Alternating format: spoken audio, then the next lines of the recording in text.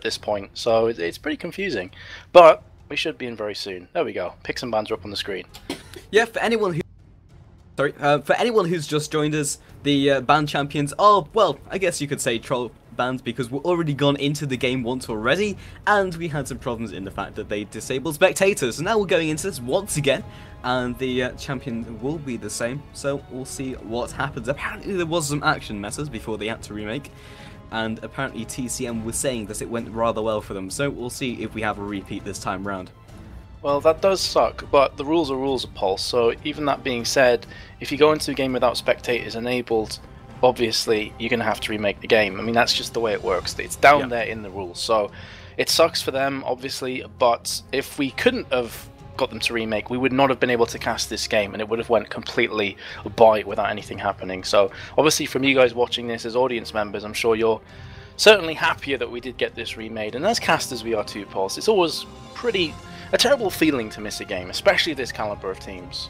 Yeah, especially after the lead-in from the first game. It's exciting to see what happens for the rest of the series, whether TCM will go all the way, or if MYM have the composition and motivation to bring this one to the third game. But now, going into the delay once again, we could probably just stay live, Metas. I mean, what are you thinking? Probably should just stay live, because we've had so many random pauses and breaks that I think the chat would probably kill us. So, yeah, best to stay alive for now. I agree completely. And keep our lives.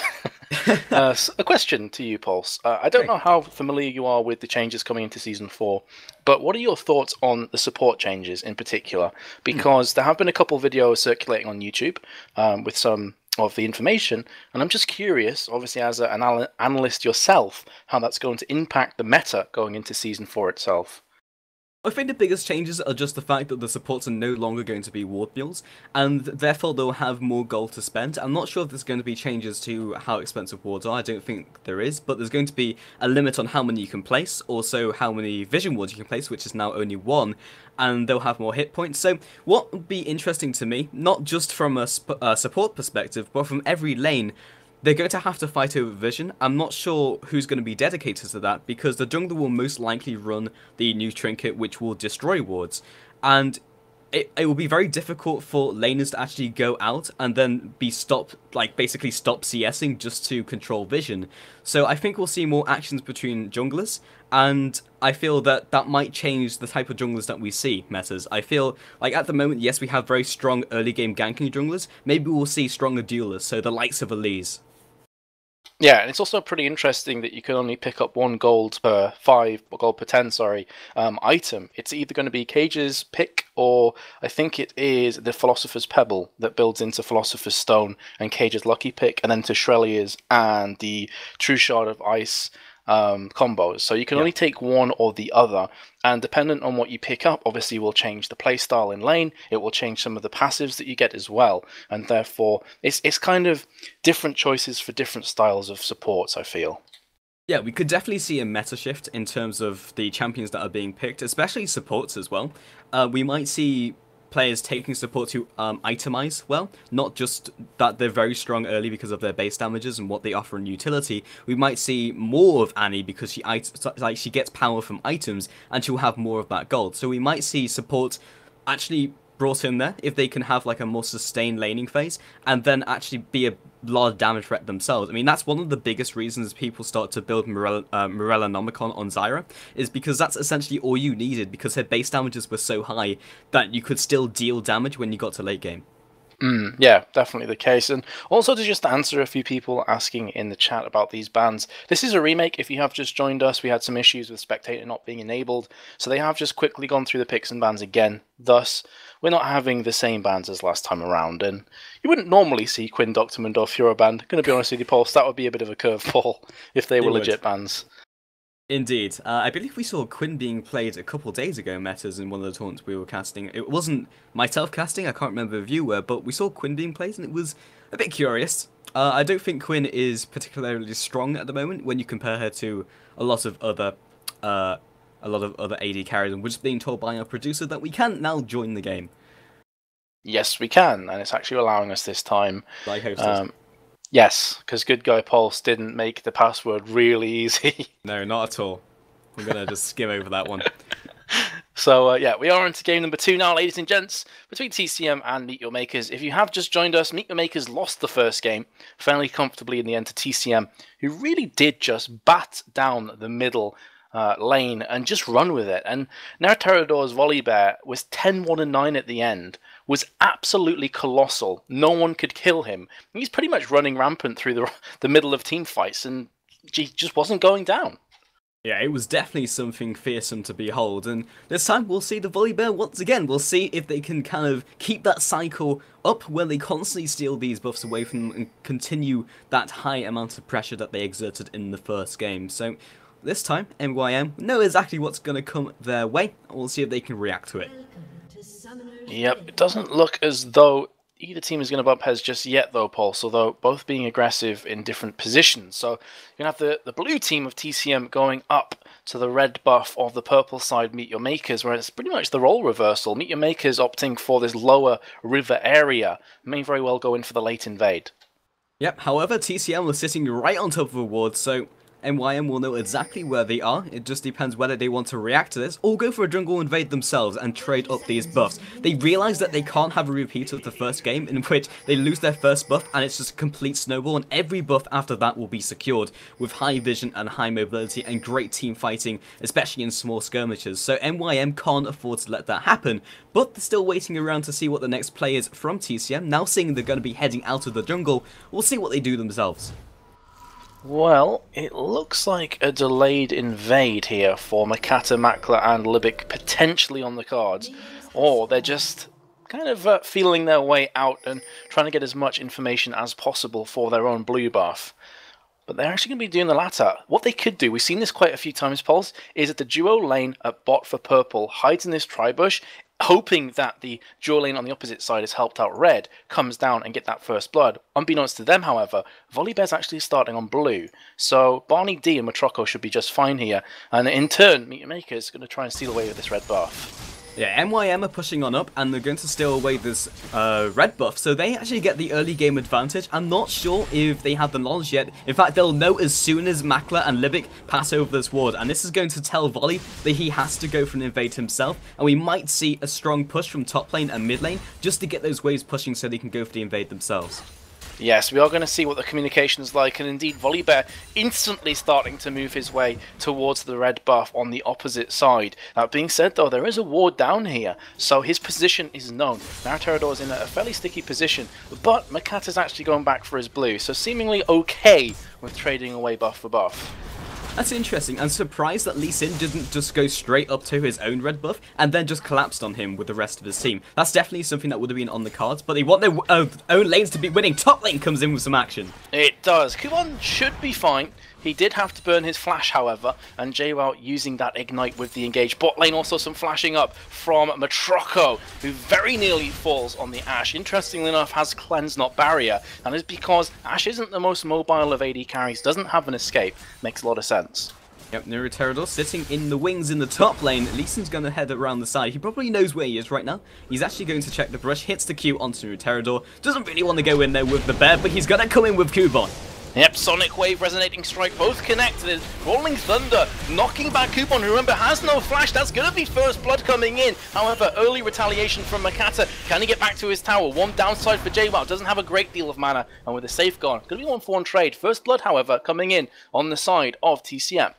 Yeah, Makata wanted to go for that trade, but knowing Arya was coming up, not the trade that he really wanted, hence why he went so far back. But he really needs to stay in range for some of this EXP and gold. Well, Kuban is going to be massively behind as a result. Lee Sin picked up the kill, great, but the top laner is now in a really dicey situation. 2 levels behind, lost a huge amount of minions, and wasn't able to stick around for the experience for that kill either.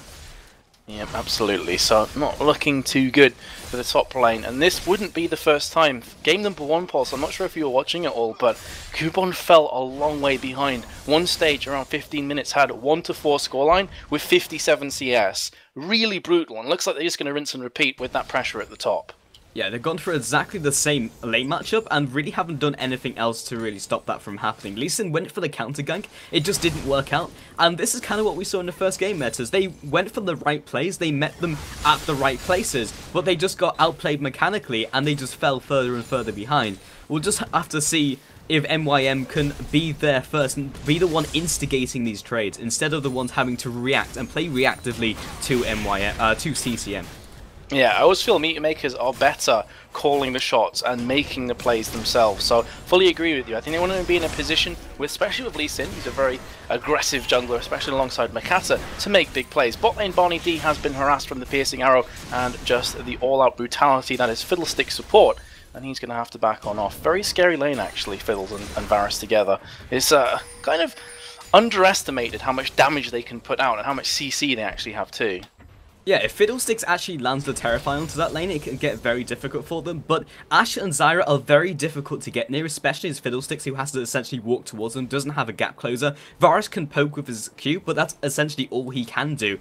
And if they don't have the bush control, which Zyra will inevitably keep because she is so good at doing so, especially with a kind of shorter range support like Fiddlesticks, there's very little they can do apart from just the occasional bits of harass. Because right now, Makler auto-attack and follows up with the Hail of Arrow, that's all he can really do at this stage in the game. I think it's going to come down to communication, and Libic and Makler have been a duo lane for a long time, so they should have that synergy down to a T. If he can get the Hail of Arrows and slow Ashe down, that could be when Libic goes in for the Terrify, and then the follow-up damage will ensue from Makler. That being said though, as you say, it's very difficult to get close to Zyra Ashe. They have a lot of poke, a lot of presence in lane. What I'm looking forward to though, Pulse, is when they hit level 6, because then the parameters, then the dynamics change a great deal at this bot from both of them. Yeah, indeed, they'll have the longer range engage, but again, Zyra has the ultimate disengage. We've said this so many times about Zyra, and it still remains being true. She is the best at disengaging, but in the mid lane, auto attacks come down along with a couple of skills, but haven't gone all in just yet. But you can feel that any point in time, he will just head in with a death mark. That's exactly what he's done. Instant ignite though from Belgian Beast. So nice mechanics from Febervan to get away, but Deathmark's not really doing anything, and I have to say, as a result, Belgian Beast coming slightly out ahead because still has his ultimate up. That being said though, did use the ignite in the process. One of the biggest changes in tempo in this game is Volibear not having such a blinder of an early game. He's doing well, but taking that double buff away from him early and Lee Sin still keeping that meant that the jungle pressure being exerted was a lot less, and Lee Sin could exert more himself. So that's kind of evened it out and evened the playing field. Now they've seen Nuruterador at top lane unable to get the successful gank on top of Eliza's level 6, just means MYM going to convert this into an easy objective. Yes, they will, and I feel this shows a lot of respect though from TCM on Kubon. That they feel that he is definitely the player to punch out of this game in the early stages, maybe feeling he's a bit vulnerable and susceptible to being ganked, and he has consistently been targeted from Nuruterador's Volibear in both these games. So Dragon has gone down as you called before, Makata and Libic looking for some plays, but they're going to be walking right on top of a ward, and that's going to allow Matroko and Barney D all the information they need. True, but they're quite aware of where the wards are. They might be able to just play around this. Nope, Lee Sin's just going to back on off. It's very difficult for him to do anything at this stage. He has a ward to spare. He might look for the insect, but that's one ward, and it's fairly risky when you get in. There's essentially no escape route without flash. It is coming up in 20 seconds, so it just depends whether he wants to commit all of this time to it. In fact, yep, ward jump over the wall, and goes for this red buff as well. Yes, indeed. I don't think another reason why he might not want to gank bot lane is because the lane's pushed, and it's very dangerous to go and tower dive an Ashe and Zyra because of the disengage they both possess. So I feel getting red is a much smarter choice overall, and now Nuruterador is going to be going back to spawn slightly behind Makata. Yep, in the mid lane though, for Bivin, Zed gets hit up by Charm from Belgian Beast. And nothing quite happens just yet as Libic tries to jump in with the Crow Storm as they cleared out the vision before, but that's a big ultimate down and mitigates a lot of their trading potential.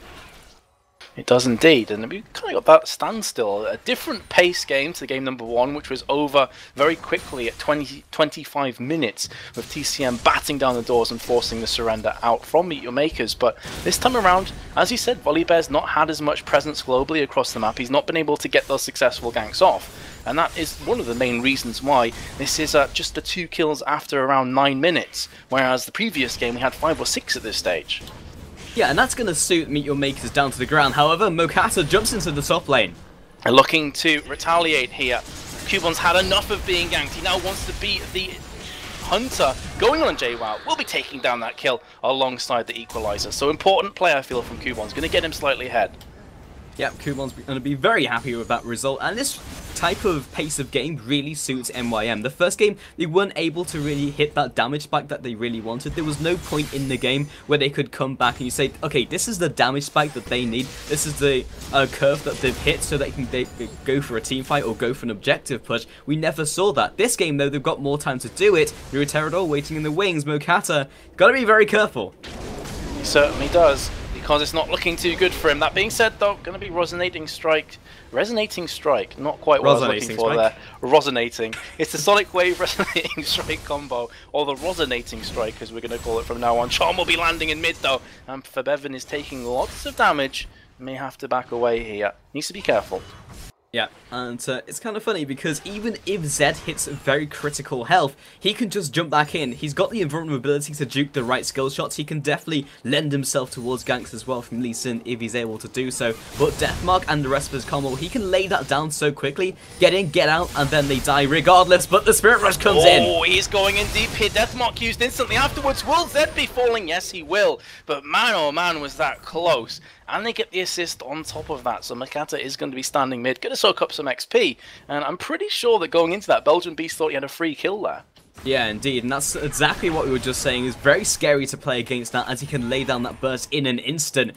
And he would have bled out regardless of Lee Sin coming around the side and Dragon raging him in the backside, but it was worth it to try and see if he could get him before the last auto attack landed. Turns out it wasn't enough, and Kubon not looking good. Wow, JWoww's going super deep. Equalizer comes down a bit too late and a bit too little damage. But JWoww did have to flash there, so a bit of a silver lining. Bot lane though, now Ruterodor has engaged on top of Makler. Here comes the Curse Storm and the Fear as well on Barney D. It's not going to be enough to keep his AD carry. In doing so, he's put himself in a really precarious position. Here's Lee Sin from the side. Kamek had to make some plays, gets one kill in retaliation as Barney D forced to flash away. Globally, 3-4 trade in TCM's favour. Yeah, TCM are really starting to edge ahead. They haven't made huge objective pushes. They didn't manage to pick up the first dragon. That might change in 1 minute 40. Also, in terms of the buffs, well, MYM have been right on top of them and traded blow for blow when Volibears look to pick up the opposing red buffs. So again, no advantage has been picked up. MYM are really playing this a lot more cautiously than we saw them play in the first game. I'm just curious here, Pulse, with Dragon respawning in 1 minute 20 and that top tower being down, are we going to see JWoww putting more pressure on mid and then transitioning to Dragon? It's definitely a potential possibility, because any objectives at this point can give a nice chunk of change in the back pocket and allow you to get that next spike in damage due to the fact that you're just picking up more items. Yeah, I think Elise will be quite happy just to stay in top lane, because Rumble does a lot more for a team fight than Elise does, and if she goes top lane, then Rumble has to stay there as well. Meanwhile, Belgian Beast does very well in team fights compared to Zed. Yes, Zed can delete one person, but she can start nuking down several people at a time, and in that small environment, that small cluster at Dragon, she'll do much better in a small skirmish. So by Elise staying up there, their team fighting potential will be stronger. Makler getting really harassed from Barney D and Matroco as well, nearly falling as a result actually from those plants, and that kind of came out of nowhere. It was just one Grasping Roots landed. Here comes the Ash Arrow, will be finishing off Makler nicely, and that's just all came off the back of one one Grasping Roots landing and all the damage afterwards, Pulse. Pretty scary. Yeah, I think there was another resurgence of Zyra. People started to drop Zyra as soon as the nerfs came in and try to put it more towards like a mage role. But then people were like, well, she still does a lot of damage and still has a lot of utility, might as well put it back in the support role. And that's exactly why. Those plants did so much damage underneath that turret, more than I think anyone really expected in that lane, but Mokata not in good shape. However, Kubon comes in to save the day. He does, and Mokata got the red buff as well, so definitely nice presence from Kubon, reading that situation before it happened, being in the right place at the right time, and now Mokata's going back to spawn alive with the red buff. As I said before, Dragon has respawned now. In actual fact, it's going to be TCM looking to smash this one down instantly. Ultimate popped from Volibear, and really there's nothing MeetYourMakers can do about this. With Lee Sin being so low after red buff, he's only just making his way back down. Yeah, you've got a double buff Lee Sin there. He's going to be looking very scary, but at the same time, Zed has to keep Ahri in her lane, and bot lane can't react, so they were just kind of out of position. And even if they were in position, it's not really a fight that they really wanted. They don't really have the poke to make it worthwhile to exit their lanes, so they're just going to concede that one, bring it to a 1-1 in terms of dragons. Yep, as you can see, that has turned itself into a 2.7k gold lead. In fact, no, not 2.7, my apologies. That is just over 2k. But regardless, mid lane Belgian Beast is running away. Deathmark's actually been put down, so they're looking for this kill. Spirit Rush, however, just about enough mana for Belgian Beast and the Flash as well. But in doing so, Pulse, they have forced Belgian Beast out of mid lane, so it's going to allow Zed some extra farm. Top lane in the meanwhile, more action going down as JWoww picks up another kill on Kubon. Yeah, he just traded off really well against him, and Kubon couldn't get out in time and kind of panicked equalizers and just had to kind of back on off and got taken out as a result. But Makata will be filling in the blanks and just kind of sitting in the top lane. There's nothing really that he has to be scared of. He's going to try and pick up this kill onto JWoww. He realizes that he's there, not because of a ward, but the fact he just ran straight through his turret. It's looking pretty bad for Kubon again here, Pulse. I mean, you look at the difference between JWoww's farm and Kubon's and the kills. Very one-sided. Bot lane. But I thought Libic was going to recall that, but actually going to be staying in lane a bit longer. But in terms of top lane, this is again very brutal for Kubon. Yeah, Lee Sin has gone into the top lane, and that's left their blue buff wide open. It's going to mean Ari will come up, and it also means that because Fiddlesticks wanted to recall and they knew that, it's going to pick it on up and actually donates it very easily. Didn't even need to smite that one out, and they're out before that MYM can even react. So again, another buff has been taken, and they really need to keep that secure. Try and get a timer on that. The fact that the Lizards didn't go down means they can do so, but they can't afford to let all these advantages slip through their fingers. Yeah, that is going to be another objective going down from TCM.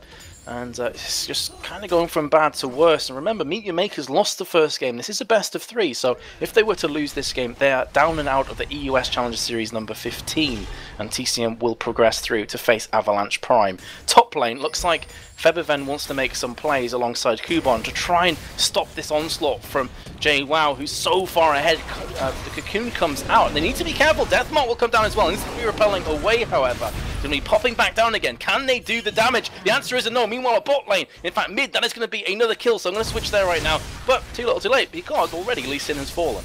Yeah, they chased him down with Volibear and the rest of the follow-up, and it almost looked like Lee Sin was going to get out. I think it was the second to last tick of Ignite, which eventually brought him down. And this will convert into a huge pushing advantage for TCM, which is exactly what they needed. Not only are they ahead in objectives, but they've just picked up another 4-0, huge gold advantage, and this has all happened in the space of essentially 1 minute. And it's brutal in two ways as well, Pulse, because they committed Zed, Febiven, to going to top lane to pick the kill up on JWoww. They didn't even manage to get that kill. So not only did they lose the mid tower, and they're now 4 towers behind and 5 objectives ahead, I should say, but on top of that, they didn't even get the man. And now Libic is looking like he could be falling to Belgian Beast. He will be terrifying away. Last charge of Spirit Rush comes in. Here comes a Life Drain as well with the Ignite. He's not going to fall down. Somehow survives by the skin of his teeth. And now Belgian Beast is going to pay with his life, trying to pick up the kill onto Libic. So nice players from MeetYourMakers. Is still a long way behind though. Yeah, excellent mechanics all around, landing everything that they needed to land, but that was a lot of ultimates and a lot that they burnt to pick up that one kill, especially when Belgian Beast was overextending massively. So if they didn't pick up that kill, then something is going disastrously wrong. That's one kill, it's a complete drop in the ocean when they are so far behind, and the pick is good, but they can't do enough to capitalize off the back of it.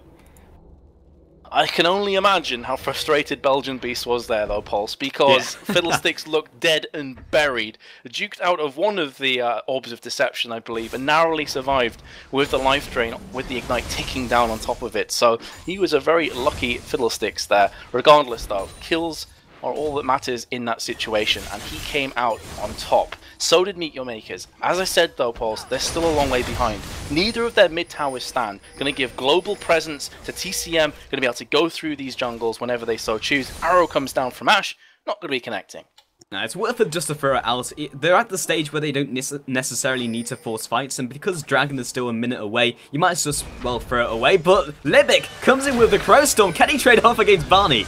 Well, it's going to be a slow, steady fight, but here comes Fabian from the side. Deathmark through.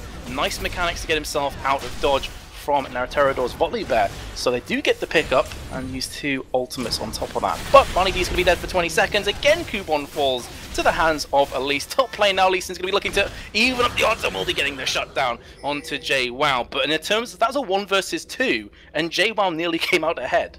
Yeah, he almost killed both of them, and Mokata came in for the gank originally, knocked him back into the creep wave, and it was kind of that stage where it's like Kuban thought, yeah, I probably have enough health for this. Came in with 25% HP and essentially one auto attack Neurotoxin into Venom's Bite, just picked up the kill instantly, and then it was a 1 versus 1. So it was maybe a misjudgment, but when you're that far behind, it's difficult to judge how much damage Elise does, and she's gone for 3 magic penetration items, which is very typical, but not something you expect at 20 minutes into the game. That's the key point, is that 20 minutes through the game, she is looking this strong right now, and I definitely don't think Kuban was expecting that raw damage output, and neither was Mikasa. So it just goes to show again, if they want to kill JWoww, they have to send 2 players, and even then it's not guaranteed. Insect move here from Mikasa, going to be trying to pick up the kill on Barney D. Ash Arrow comes through, connects onto the AD carry, pretty much perfect in that sense, but do they have the follow-up damage here? Naruterodor's taking a lot of damage, but Kuban round from the side, Equalizer comes down on top of Matroco, who's forced to flash away instantly.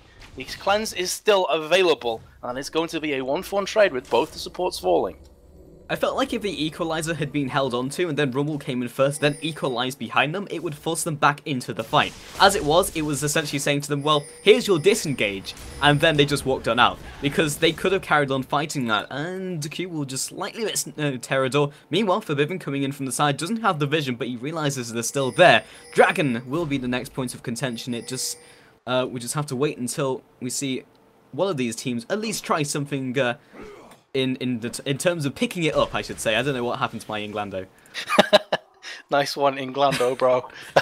Regardless, though, you got your point across. It comes down to who's going to make that first move, who's going to have the aggression, who's going to have the cojones to go ahead and push in, and it looks like it's going to be TCM. They do pick up that free dragon as a result, and a ward kill on top, because why not? Matroco is going to be pushing back to bot lane, and another objective slips through the hands of MeetYourMakers. Yeah, again, it just looks like a rinse and repeat of the first game, as Zed is in a very precarious position. He is, but do they have the damage? It looks likely. Barney D goes down very quickly. Nice move back on with the death mark. He should be able to pick up a kill in retaliation. 1-for-1 trade. You know what? That's not so bad considering the position he was in, Pulse. I think you'd have taken that. Yeah, absolutely. It's worth burning those cooldowns for it. It means that TCM will still be able to make a push, because support for mid laner, they're going to take that any day of the week. Certainly will. But yeah, Zed's going to be down for 23 seconds, whereas Barney D just the 13, without any objectives available for either side. It's just going to go back into that farming frenzy, because Dragon's been picked up probably a bit too early for one of these teams to start off a Baron, unless they've picked up an Ace or something like that, and none of these towers are looking too vulnerable. So it's reached that lull in the game, Pulse, and this is really where the decision making, this is where that chess mentality of League of Legends comes into effect. Can you outplay the opponent? Can you make them do something that they're not comfortable with? It could very well be a case of the ward war coming in right now, and that first oracles could prove to be so important. In fact, Libic's already got one, so that just goes to show it's his mentality too.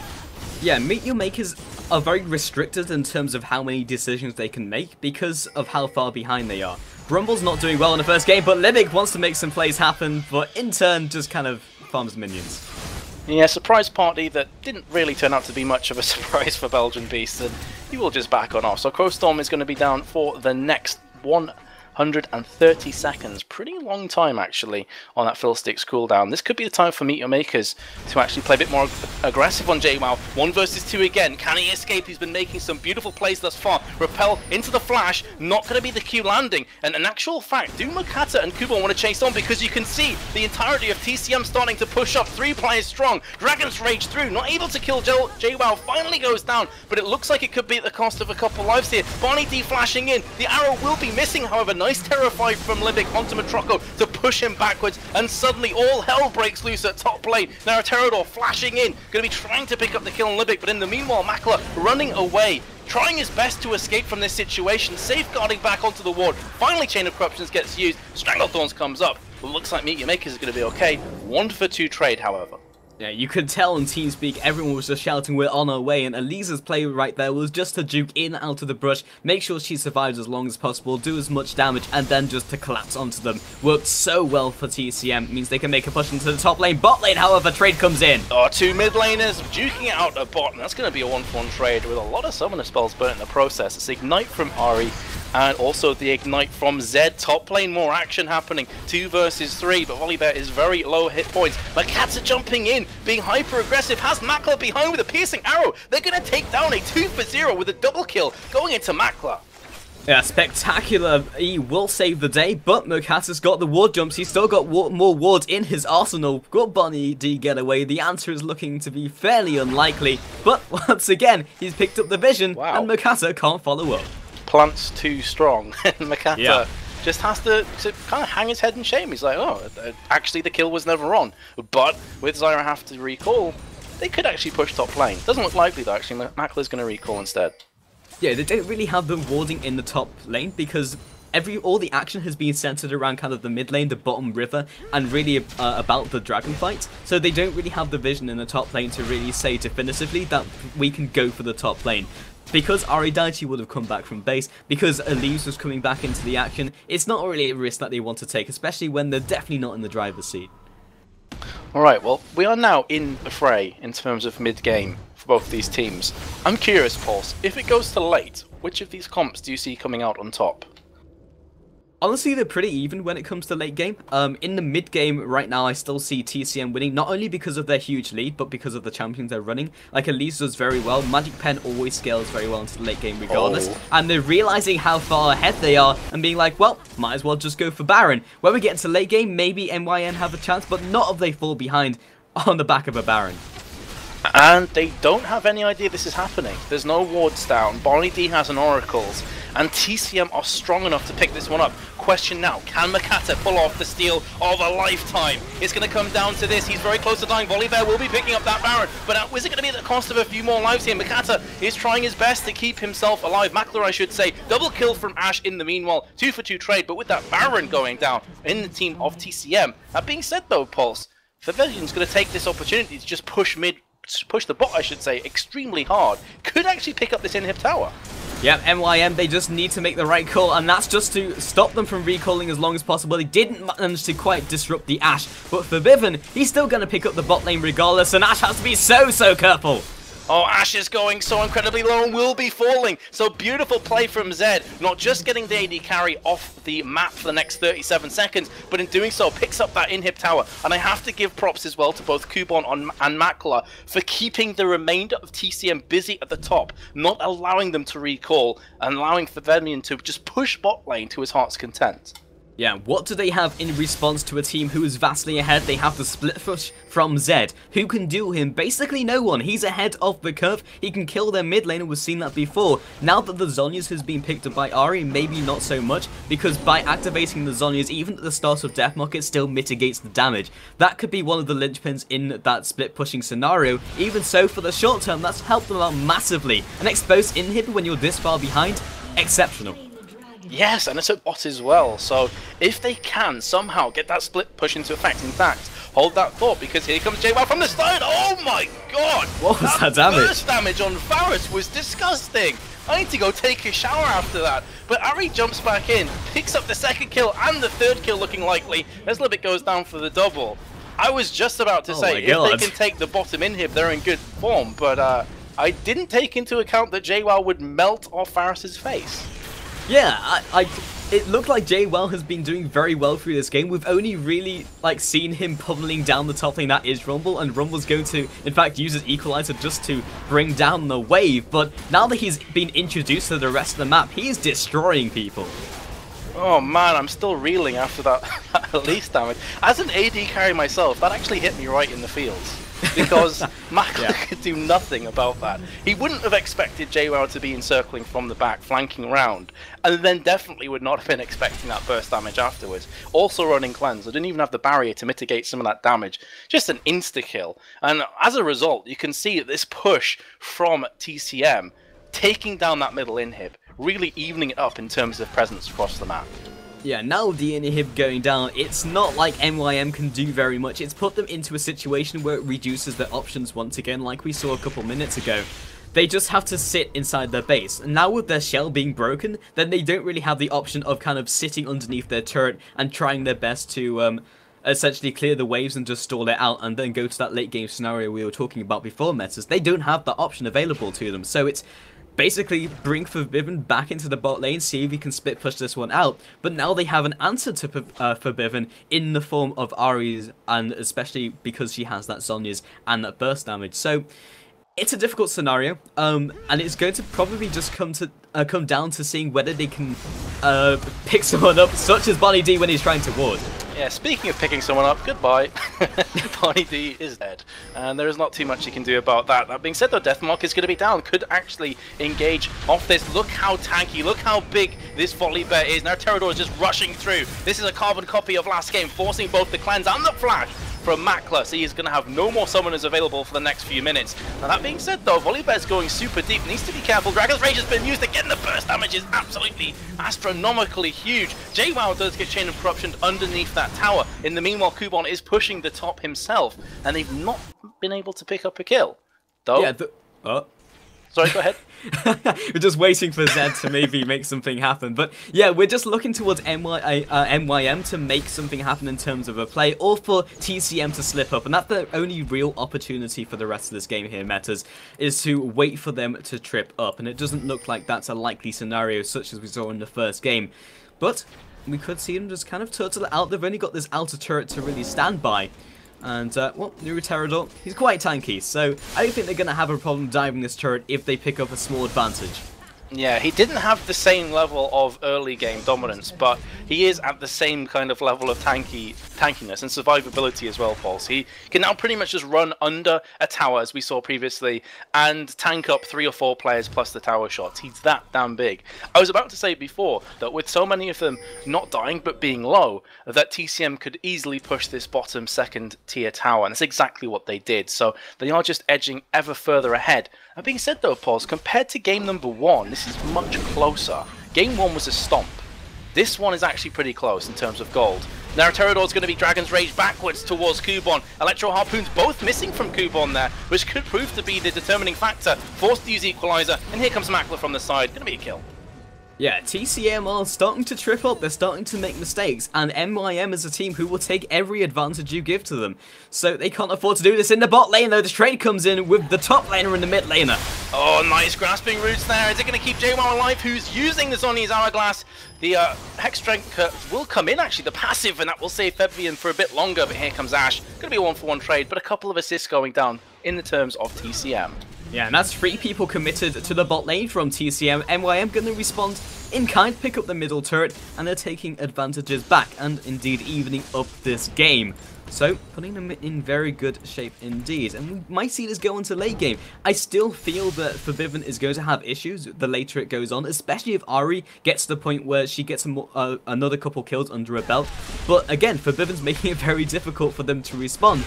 It meant that they had to bring Elise up there because Ari isn't actually strong enough even past the Zhonyas to still kill Forbidden. So, in that way, MYM still have like a tool in their arsenal to at least keep themselves in the game. Yeah, and just going back onto Forbidden, as you said before, and Zed, it's now getting to a point, who can he focus in team fights to insta-kill? Because you've got a Zhonya's Hourglass on JWoww, Zhonya's Hourglass also on Belgian Beast, the Chain Vest coming out from Ashe, which I can only assume is going to go into a Guardian's Angel, and then Volibear is just massive. So the only player that he can guarantee a kill on once that GA is finished on Ashe is going to be the support. And honestly, TCM are going to be fine to trade the support for Zed's ulti, because then he's going to be useless for the rest of the fight. Yeah, indeed, and they have characters where they can itemize armor efficiently, and I think this is something that Jack touched on as well, but they do actually have that, especially when you have a very AD-loaded team. However, Kubon, if he gets back into it, he's not doing that badly at the moment. He's got a decent amount of farm. As soon as he starts dealing a ton of magic damage, as soon as he brings himself back into the damage curve, then he's going to be a threat they're going to have to deal with, and they haven't been able to really itemize that much magic resist. I feel if they can get a perfect engage off, MeetYourMakers can melt through TCM still though. If, for example, you've got Equalizer, Chain of Corruptions down on top of each other and a Crow Storm, that's a lot of AoE to be contesting with. Equalizer comes down, not really that useful though, and now Makata's all by himself. Belgian Beast, however, has gone way too aggressive in the front lines, going to be picked up, and that could turn it around for MeetYourMakers, who are now looking to engage on top of this, flashing from Libic on top of Matroko, who's used his cleanse. Terrify comes in straight afterwards. He's managing to zone away the AD carry. Look at how low some of these players are from MeetYourMakers right now. As a double kill comes in from Varus, make that the triple kill. And that is a 5-for-2 trade. Beautiful play coming in from MeetYourMakers. I've got to question positioning from Belgian Beast though. Yeah, indeed. Mid lane though, we've got Super Minions hammering down the front door, but Zed's going to be back in time to deal with that threat. 5-for-2. best possible outcome, honestly, from MYM, and that was with a questionable equalizer. They just still wombo comboed them with all the AoE damage that they brought out. They played it perfectly, they damage juggled very well, and I agree, Belgian Beast's positioning was a little odd. Forbidden was able to pop basically the Zhonya's immediately from Elise being that threat. That took away from a huge amount of teamfight damage, and they're going to transition into a Baron. Yeah, the whiff of the equalizer I thought was going to spell doom for MeetYourMakers, but Belgian Beast, as I said, was on point for TCM, took the front position. Also important to mention, Pulse did not use on his Hourglass, so died without even popping that key spell, that key ability to keep himself alive for a few more seconds and get the rest of his team on board. So combine those two together, and I think you've got the recipe for disaster from TCM. Now that's going to be a Baron for MeetYourMakers, plus the confidence on top of it. They're going to be like, guys, we just won that pretty comfortably, 5 versus 2. Yeah. We can do this. Yeah, and when it comes to the next team fight, TCM honestly just have to go in or go home. Their disengage is good with Zyra, but the way they like to play team fights is kind of to split themselves up. So it's very difficult to say when you're in the heat of battle, be like, okay, now we disengage. And you can't really make that happen, especially when you're in open environments like the fights we've been seeing over the last couple of minutes metas. So we'll see what they can bring out. TCM are definitely still very strong, but now with Baron, that's going to even up the playing field for MYM. They'll still have to be on the back foot. Forbidden is still split pushing as well, and I still agree with this this play, but he's going to recall with his team. TCM are basically saying like, okay, you can split push, but we're going to push down the mid lane. We're going to force a fight under that inhib, and you have something you have to protect. But Zed's still staying there. They're forcing the recall. TCM are very hesitant. This is really good play from MeetYourMakers though. And maybe this is where some of the experience will be shining through, that they're making these calls and they're saying, harass bot lane, keep them on the back foot and allow them to recall, and in doing so we can start to escalate our own creep wave down the mid and potentially get another inhib vulnerable. So definitely watch out for these engages. What I will say though, before Pulse, is it was a poor timing for TCM to get caught. Actually, that being said, Ash Arrow does land on Makata, but he should be okay. And the charm did not land from Belgian Beast afterwards. But it was a poor timing from TCM because Ash didn't have the Guardian's Angel up, has now finished that item off. It's going to be a nice amount of survivability for the AD carry of TCM. Yeah, if they don't make any positional errors like we saw in the last team fight, they'll probably still come out ahead, especially when they have disengage in the form of Zhonya's, especially when you're in that team fight and you can break it up. Means that Zed in particular will have to change who his primary target is like in real time, and that's very difficult to do. You can't just center on a single person and then rush into them. You have to be, okay, now they've popped Zhonya's, I go on someone else, and now they've come out of Zhonya's, I have to go back onto them again. It's very difficult, especially with the composition where MYM is running, where they want to be focusing on one person. They do have an answer for that in form of Libic. Like, if he gets on top of someone and terrifies them, then it makes it very difficult to Zhonya's because you'll see Seed. So there's lots of counterplay from both of these teams, and it really just comes down to the, that key word. That's the execution in these team fights. Definitely, that is the key word, execution. It all comes down to that. We said it so often as well, Pulse, that we've casted games like this where it's on a razor's edge, 6 to 5 towers, 22 to 24 kills, and only 1.4k difference in gold at 38 minutes coming up about on the clock. This is about as close as League of Legends can get. And it's just going to come down to who can execute in that crisp way to make the play. Is it going to be Makata jumping around, doing the insect maneuver? Is it going to be that pixel perfect equalizer? Or are we going to see a beautiful charm coming out from Belgian Beast? Or indeed an arrow coming out from a Troco? Those are the questions that need to be answered, and that's what we're going to find out. I'm honestly going to have to give the next team fight to MYM, purely because they've come from behind and they're still doing well, especially when they're looking for these picks, and it's always been TCM being picked. I can't remember a time during these game metas where we've seen MYM being out of position. They've really played it well from being on the back foot, and that's something that's like a huge hallmark of a good team. Paul's Deathmark just got used on Belgian Beast, and we do have a lot of action coming down. It's going to be Zed versus 3. Ari has to go back, and in the meantime, they're going to be making use of this at top. Even if Fabian goes down, he's got a GA. He can keep them occupied for a bit longer. Top tower is going to be falling. Can Zed pull this one away? JWoww forced to flash. Will be picking up that kill, but at the cost of the top tower. Definitely worth it, I have to say, from MeetYourMakers. Yeah, indeed. They've got to be careful of the re-engage from TCM. Yes, arrow comes down, instant cleanse though from Makler, Stranglethorns, beautiful landing on all 4 players, but they're going to try and turn this one round. Kubon's picked up one, looking for his second, he is hungry for kills. Makler taking that to the face and will be picked up from Ash in return, followed by that red buff and the volley as well. Now Terador trying to chase down the Fiddlesticks, will be rolling, thundering him against the wall. Libic is now going to consistently be slowed down, don't like his chances, he will be dying too.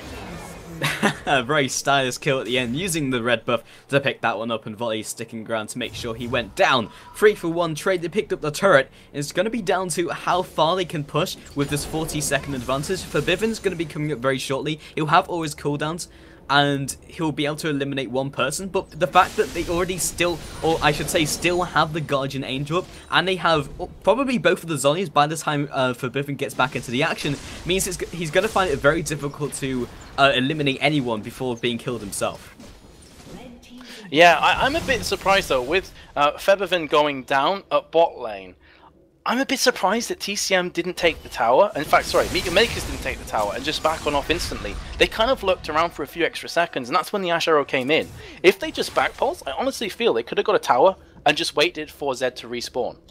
You know, I feel like the Ash engage was a little preemptive anyway, but it was purely because Makler got caught on the backside of his team, and then Matroko picked him on up. Had he not been picked up, that would have been an Ash arrow down, and they still could have fought it out.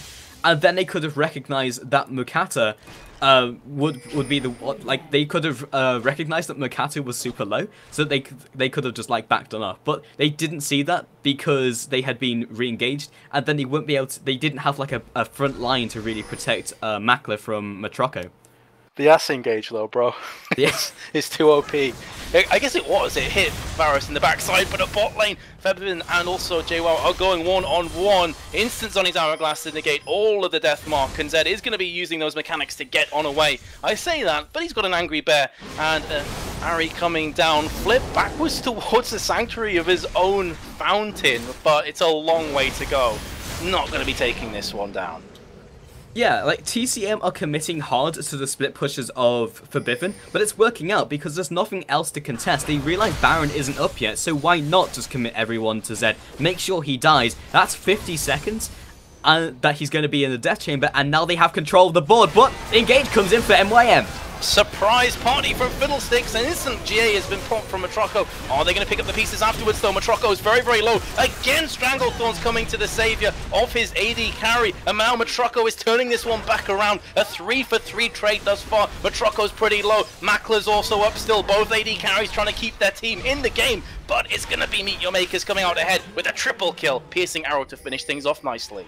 And once again, that engage from Libic was unbelievably good. You gotta realize, Metas, that was a 4 versus 5 engage with Forbiven off of the battlefield. Yes, they committed a lot of ultimates to him, but even though the decision making to go for that team fight was insane. I mean, who has the knowledge to really understand how the tempo of the game is going to make that type of call? But Mukata and Makler very easily going to pick up the next Baron. I think that is, in a nutshell, the importance of positioning. That 3 players were in that bush, and they got every ultimate off on top of each other. They got the surprise Crowstorm coming out from Fiddlesticks, the Equalizer, and the Chain of Corruptions looped on top of each other. The other important thing I have to feel there, Pulse, is that they instantly killed Matroko, and he went down into his GA. So he played no part in at least half of that team fight because he was dead, respawned, and then had to reposition himself so he didn't die again. Really great play though from MeetYourMakers, as you say, to have that knowledge and the confidence that they could win that 4 versus 5. Just amazing. Yeah, indeed. And even though they were behind massively on items, they hadn't really hit their item spikes and the first time they won a team fight, and now they've really caught up in terms of items, in terms of where they are against their opposing and respective lanes.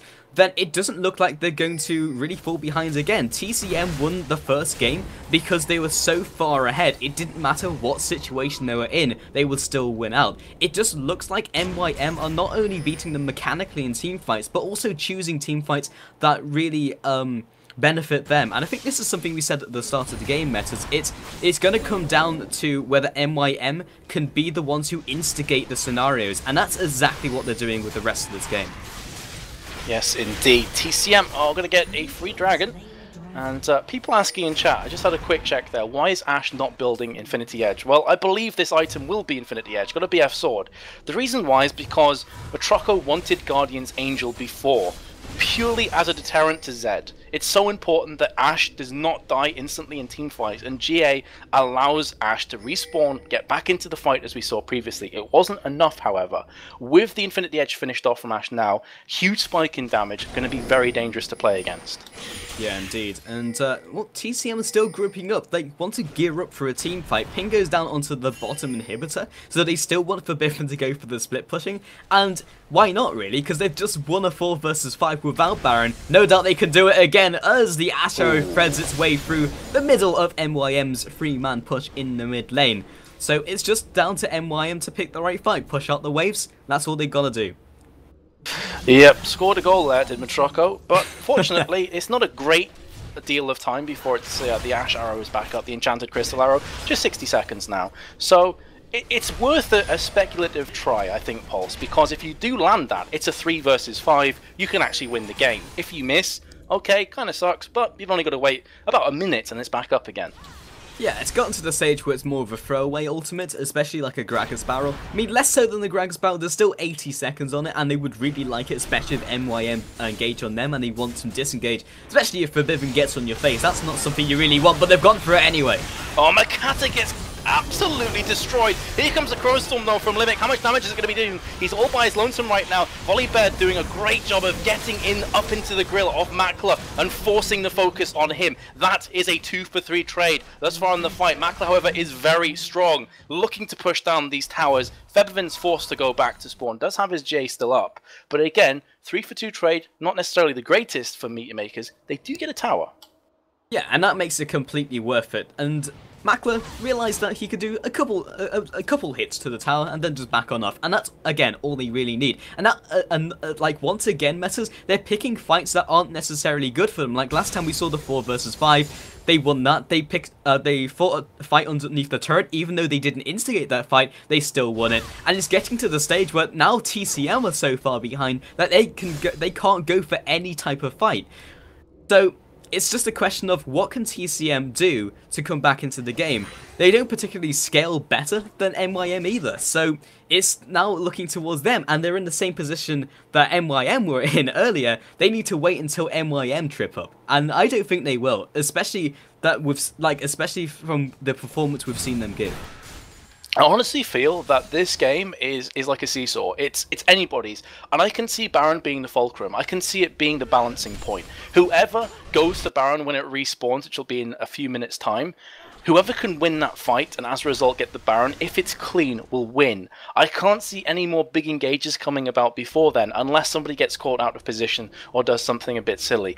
But I can honestly see Baron being the game changer here, Pulse, because both teams can't hope to push super aggressive because it is such a close-knit game. It's going to come down to ward control over Baron and then trying to catch somebody who's clearing it. Yeah, like, MeetYourMakers are so far ahead right now, they could group for a team fight, but they don't necessarily have the confidence to do so.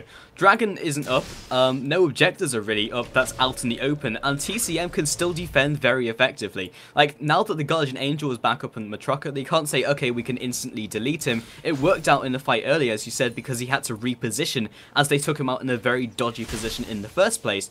But it looks like a full recall coming in from MYM. They're very cautious of a base trade coming in, because if they push the bot lane and they see them doing so, then it's just going to come down to who can recall faster to stymie that push. Arrow comes in from Ash, and now they have that ultimate vision. It looks like they're going to back on off. Yep, which again just kind of reinforces what I was thinking. With Baron up in 1 minute, 20 or so seconds, it could all come down to this, but have a quick look at MeetYourMakers. They're trying to play tricky here. They're trying to catch some players out. Makata goes in, shows himself, and now they're going to be going out. Are they going to be able to get the kill onto Nariterador? No, they're not. He will back on away. And with 1 minute on Baron, it really comes down to who wants it more. Who is going to make that play? Again, Pulse, the execution. Yeah, indeed, and you can feel like this game is hitting the breaking point as the tension is getting high. But with the bottom tower already being down, this is still a fight that MYM can go for. If they start battering away at their inhibitor, TCM are going to have to go for a team fight. And they want to get the ultimates in the right places. It's going to be down to see where Forbidden decides to put his full damage and make sure that the Deathmark actually it does the damage he wants it to, because again, as we've said earlier, Guardian Angel's out there along with 2 Zhonya's Hourglasses. And Forgiven recalling on the front line's not the best place he wants to be recalling at.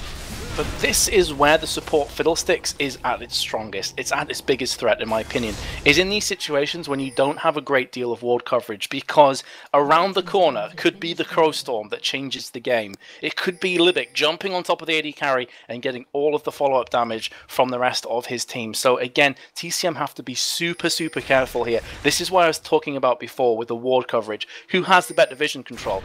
Who can win that ward? We're going to find out right now, because Baron's up. Both teams want this. Yeah, and now that Libic was able to recoil and come back from base, top tower's getting massively sieged by the minions, and TCM are going to recognize this. It's just a question of, do they see that as enough to go for the Baron? And that's the big question. It looks like that's going to be a no, and Zed's going to make the push, knowing that they have to commit at least 2 people to stop him. Yes, indeed. So Zed is going down to bot. Question now TCM. They need to make a split decision as soon as they see him at bot. Do we go for Baron? Do we push through mid? Do we defend? There's 3 main choices for them. They could go for an engage if they want to, but if they did and it went a bit too long, Zed could even take your Nexus towers. That's how quickly he can push. And you can see TCM are going to be choosing the option to go back and defend, but Fiddlesticks stopping that recall. Only JWoww's gone back. He does have his on his Hourglass, but he's against a G8 up Zed. This is crucial. Whoever wins this fight at bot, I actually think could turn the tides and get their team winning in that really strong position. Yeah, absolutely, but they've gone for the engage at Baron. They have Stranglethorns comes out. Zhonya's Hourglass instantly from Kubon does not want to play any part of this team fight. Going to be going back in again now. Now Terador's taking a lot of damage. He will be falling finally, but at the cost of the AD carry. That is simply huge for TCM. There's no more Varus to contend with. That's going to be a 3-for-1 exchange, and JWoww has forced Fabian back. Huge plays from TCM. They've popped the G8 from Makata, who's going to be falling straight afterwards. That could very well have just won them the game. Yeah, that looks like the 2-0 here. Metas, can Forgiven pull the defense of the century, or can he go behind enemy lines and finish this before they even get there? He's having to race against 4 people, but he's slightly closer to the base. It doesn't look like he's going to be able to, but it's a better attempt than going 1 versus 4. There was so much focus on Volibear because he was just chasing Makler the whole time. And there was nothing Makler would do. He was trying his best to orb walk, stutter step, or whatever the case may be that you call it mechanically, but he was just not able to do so. And Volibear went down at the cost of the AD carry, and now Zed's going to try his best to pick up the pieces, but there's no chance here because Matroko is just smashing upon this Nexus. That's going to be the GG, and TCM take it home 2-0. Brilliant games. Yeah, that last team fight was just everyone getting caught by the wrong things. I mean, Belgian Beast managed to detonate the back line. They didn't have the front line in place, and as you said, Volibear was nowhere to be seen to protect the back line himself. So, all in all, amazing game, completely back and forth, 51-minute slugfest. MYM pulled an amazing comeback towards the mid-game, but when it gets into that late game, 1 trip up, and that's the end of the game. And that just goes to show that at this caliber of games and these caliber of teams, Pulse, that one misstep can cost you everything. And that's what MeetYourMakers just found out the hard way. As you said, valiant attempt. They did come back into that. And at one stage, it looked like TCM had let the game slip through their fingers, but not to be. They came back strong. That one team fight that looked like it could be edging in MeetYourMakers' favor with Zed going down to bot just backfired. Did not work for them. Yeah, I feel like that last team fight was really determined by the fact that they stopped Volibear's recall. Like, had Volibear recalled and then also been with Elise, and Zed would have been like, okay, well, I'll just back on off. Then it would have been a 4 versus 3. But because Fiddlesticks interrupted Volibear's recall, not sure if he would have gone all the way anyway, but that kind of lost them the game because they needed to go for the engage at some point. Ash realized, okay, our Volibear's still here. Let's Ash arrow for the